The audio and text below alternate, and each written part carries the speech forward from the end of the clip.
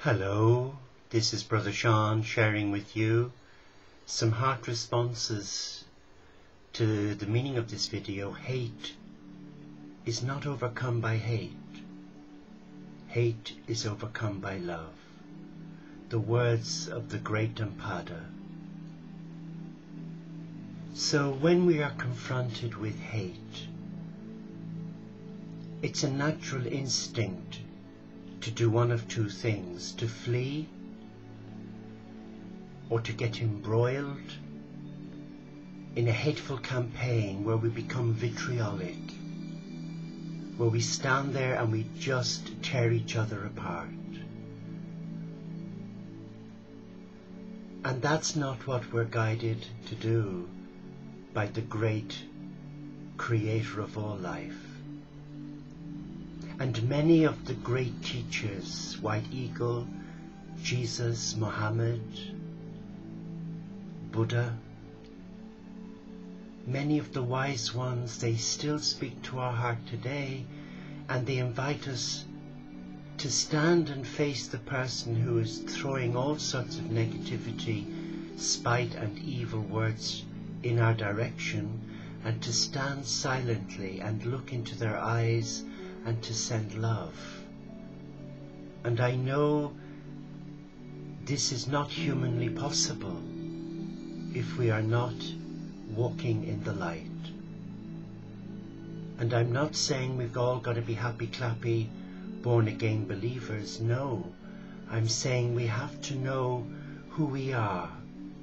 We have to know why we're here, and we need to understand what is my purpose in life. And I know for many years I grew up in a family that was very much influenced by the negative side of old-fashioned Catholic religion. And whilst I'm not knocking the Catholic Church, because I owe the Church an awful lot for a lot of good things, a lot of wisdom, but I'm aware that with that wisdom there was negativity. So there was a lot of imbalance. But it took me in my late 50s to discover that my heart never felt at home in the Catholic Church. My heart became estranged from a God of love who'd become a God of fear. But God isn't a God of fear, but he's been portrayed by many who are coming from a male ego, where there's no balance of the masculine feminine energy of God. And it's so easy to get embroiled in that mindset, isn't it? I'm very aware that as I share with you, I'm in a situation right now in my personal faith journey where my blood family are tearing each other apart. I'm very aware that the mother I love really isn't entitled to be called my mother, but my birth mother, because I've not ever felt love from her, only hate. But I pray for her, and there are times when I feel like banging my head against the wall and saying, God, what's going on here? Why is the woman who gave birth to me so nasty? Why is she taking the side of one member of the family against the others? And there were 9 of us, 8 living, and I'm the eldest.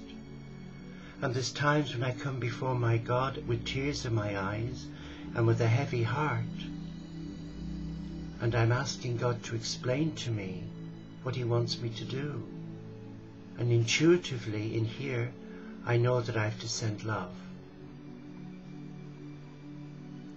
So hate does not overcome hate. Love overcomes hate.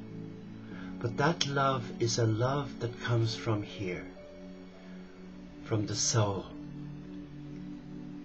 It's a love that this world doesn't understand,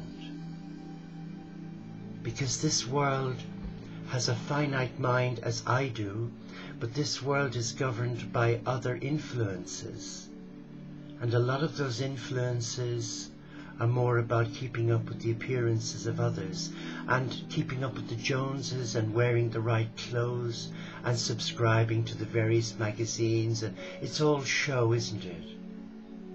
And I know of a lot of people who've won the lottery, and I know the other day, speaking with my sister, she said, "Oh, I'd love to win the lottery." I said, "Would you really?" I said, "Well, I wouldn't, because I have the lottery. I have God's peace. But it's taken me half a century to find it." Well, not necessarily find it. That's an untruth. I had it, but I never knew how to embrace it, because I kept coming to myself with that fear mindset. And there was a part of me that was resentful of people who were happy. And I was angry when I would meet people who were demonstrating love to their children. And I yearned for a mother's love.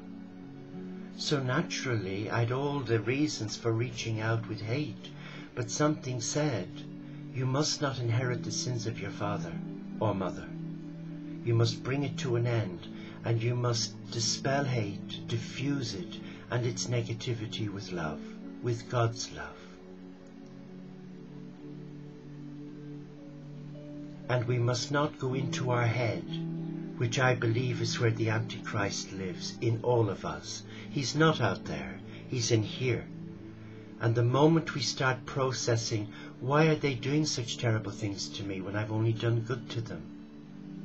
Then that triggers off a train reaction, doesn't it, where we want to ponder and reflect on the injury, and then it stirs up hateful feelings. So isn't it better to name and shame the persons, their actions and our feelings, and give them love and release them to the divine? And that's one of the beauties of working with Magdalena and her ancient therapy, that wonderful soul therapy that empowers you embrace the divine through harmony, balance, and a sense of inner knowing that you're here for a purpose, that you're passing through. This is not my permanent home. This world can never be my permanent home. I'm passing through. It's like traveling by an aeroplane from one country to the other. I'm airborne, but I know my destination, and my destination is to be with God. So today, I ask you to look into your heart. If there is any sadness or bitterness there, surrender it. There's no good pondering on it. And there's no good you saying, I forgive that person for what they've done, but I'll never forget them, because that's not forgiveness, that's control. And if you feel that you've been the victim, then you have to be very careful, as I had to be, because though I was the victim, I was ending up becoming the abuser by holding on to all of that pain.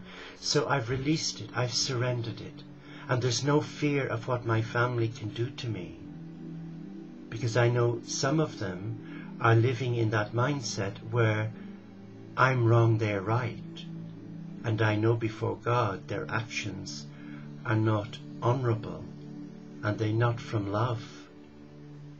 They're from hate. So I reflect greatly on the words of Damphada.